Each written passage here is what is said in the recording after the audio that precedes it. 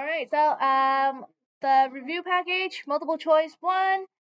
The equation h equals 5 plus 1.5t represents the relationship between height of a plant and time in days. Which statement is true? So looking at this equation right here, what is my m and what is my b? Let's see. Megan, can you tell me what is my m and what's my b here?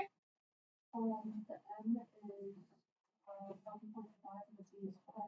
Perfect. Okay, so notice it's this is still y equals mx plus b form. It's just that it's written in the wrong order. All right, so make sure you know which one is m, which one is b. So initial height of the plant is 1.5 centimeter. Nope. All right, b is 5. We said initial height of the plant is 5. Right. So it's this one, b. Information about two linear relation is shown on these two graphs. So I have this line and I have this line. The points are a little hard to see. Okay. Select the option that correctly completes the statement. Okay, so let me just do this. And then this one is right here. Like this. Okay, I had this point, this point, this point, and this point. Okay, so the rate of change. So let's do the rate of change of each. So for this first graph, I went from 40 to 50 and from 0 to 2. So my rise is 10 and my run is 2. So my slope here, my rate of change, my slope is 5. For this one, I went up 10 and over 1. So my slope here is 10. Okay. So the rate of change of A is greater than, less than, or same as? Is less than, because this is 5, this is 10. So it's less than or less steep than the rate of change in graph B. The initial value of A is, this is 40, this is 20, so it's greater. The initial value, which is B, is greater for A than is for B.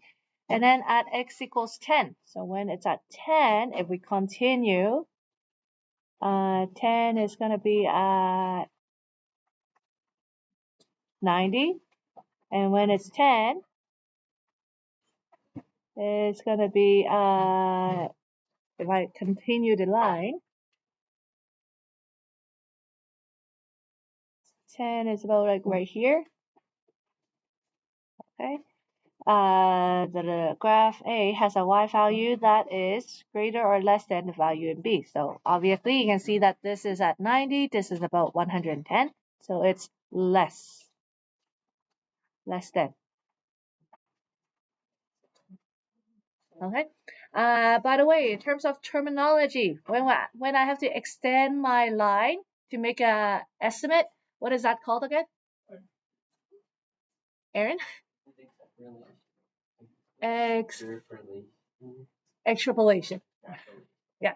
Okay. Good. Okay. Number 17. The graph shows the relationship between the total mass of a basket in grams and the amount of time spent picking berries in minutes for two different baskets. Which statement is true about the graph? So this is similar to what you guys did on Friday's assignment. The initial mass of basket 1 is 200 grams. Nope. The initial value was 100, so that's not it. At 30 minutes, the total mass of the two baskets are the same. Yep. Yes. That just to make sure. Oh, by the way, on the EQAO, these are questions from past EQAO, by the way. And then Also, sometimes the question will say which statements are true. So there could be more than one answer. Right? So on EQAL, make sure you read the question carefully. The mass of basket 1 will always be greater than basket 2. No, you can see that later on they cross. And then at 30 minutes, the difference between the total mass is 200. So it's not the difference, they're the same after 30 minutes. Right? So my answer, B. Okay. Next one, the table of value shows a relationship between the total rental cost of a bike in dollars and time. Okay. Which equation represents the relation? So you're given a table and you have to come up with the equation, just like what we've been practicing. So here, since you see that at 0, it's 30, that tells me my B is 30.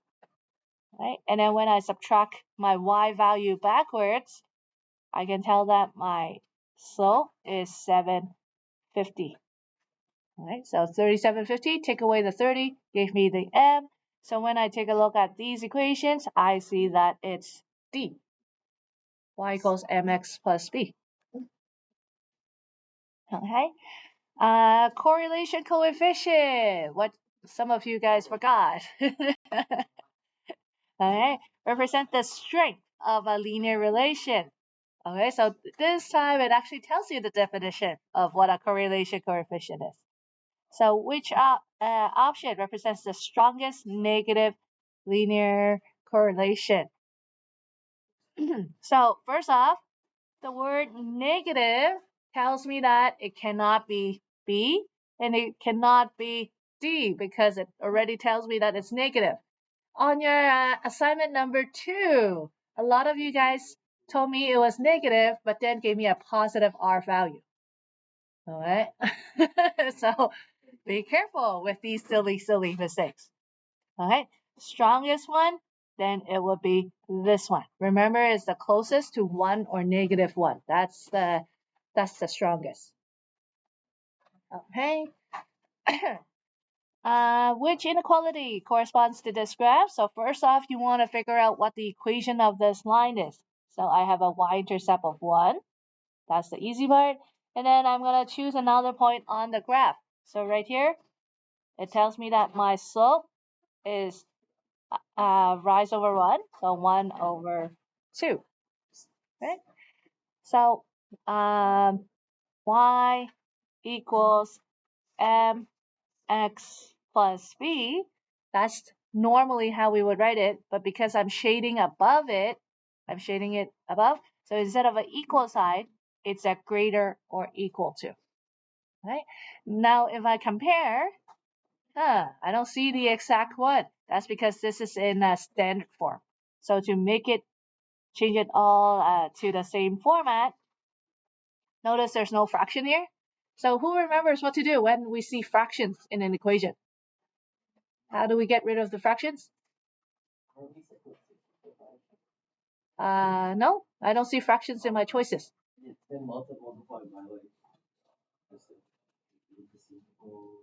Okay, but what if I have more than one fraction? So you want to multiply it by the reciprocal denominator, but what if I have lowest common denominator? Yeah, because if we have more than one fractions, we want to just multiply by LCD. Okay, so in this case, I'm going to multiply everything by 2. So 2y greater or equal to 1x plus 2. A lot of people forget to multiply the coefficient by the LCD. Okay, now looking at this, I have to put the x and y on the same side. So if I move this over, here, I'm going to move this. Okay, because I see that it's positive x right here. So if I move the 2y over and the 2 to the other side, I will get this. So looking at this, x minus 2y is less than negative 2. So I have this as my answer. Okay. Alternatively, what you could do is once you get to this equation, you could change each one of these into y equals mx plus 3 form to see if you get this. Okay. So this one was a little tricky because you had to change it between the center form and slope-intercept form. Okay. Last two multiple choice. Actually, last one. Okay. Information about 3 different linear relation is given. So you're given the graph, you're given an equation, and you're given a table, just like what we said will be on the test. Okay. Which statement about the relation is true? So relation 1 and 3 have the same slope, while 2 and 3 have different y-intercept. Okay, so looks like for all of them, we have to figure out what my m and my b is. So let's do that. Okay, again, choosing nice points. Okay, I chose these 2 points. So my slope here is 1, 2, 3, 4, 5. 5 negative 5 over 3. My y-intercept, 6. Right here, my m is 3 over 5. My y-intercept is 6. And then here, okay, how do I figure out what my y-intercept is? It's not given. What can I do? Let's see. Vanessa, what should I do? I don't know what my y-intercept is right here. It doesn't show what my y-intercept is. Okay, graphing it, yeah, is one way, but it's gonna take some time. Is there an easier way to find out what my y-intercept is, Lexi?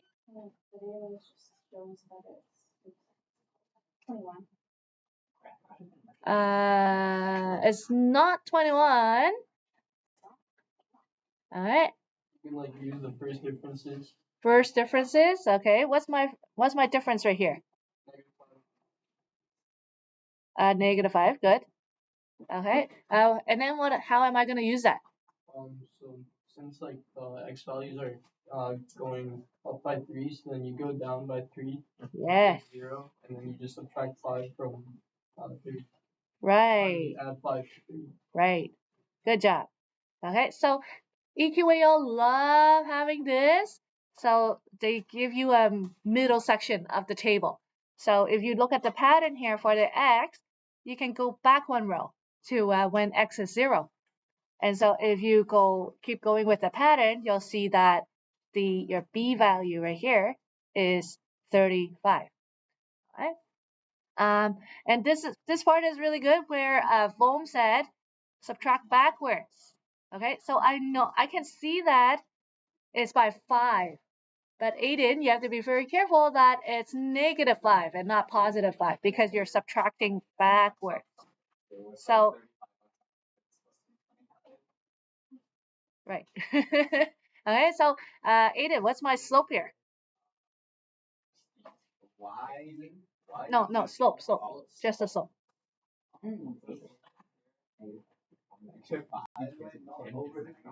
Over, Shrenik? Over 3. That's right. Okay. Your slope is not just your first difference. You have to take a look at your x difference as well. So your x is going by 3. So it's negative 5 over 3. So be very careful with that. A lot of people miss that 3 right there. And a little hint while you're doing EQAO is you can see that all of them are like 3 over 5, 5 over 3. You know that your slope is probably like a fraction. Okay, so now let's see which statement is true. Relation 1, relation 3 have the same slope, do they? Yep. Relation 2 and 3 have the same y-intercept. Nope. So that's not it. 1 and 2 have the same y-intercept. Yep. 1 and 3 have different slopes. Nope. They have the same slope. 2 and 3 have the same slope. Nope. That's not true. And then 1 and 2 have the same y-intercept. Yep. And 1 and 3 have this. What? A says difference. Y says. A says. Oh. Huh? This doesn't make sense. Relation 1 and 2 have same y-intercept, while relation 1 and 3 have the same y-intercept. So obviously that's not true. And then of course I made a I cannot read. So 1 and 3 have the same slope. Yes. Okay, same slope. Yes. 2 and 3 have different y-intercept. Different y-intercept, which is true. So, oh, I didn't have to go through all four. I found my answer in the first one. Okay, but again, you still want to go over each one, then make sure you don't make a silly mistake. So like if I didn't go through each one and I was like, oh, then it has to be D, then I made a silly mistake. Okay, so there you go. Well, that was 1, 2, 3, 4, 5, 6, 7. 7 multiple choice questions. These were past EQAO questions, these 7. How many of you got all 7 correct? Okay, 6 of them correct.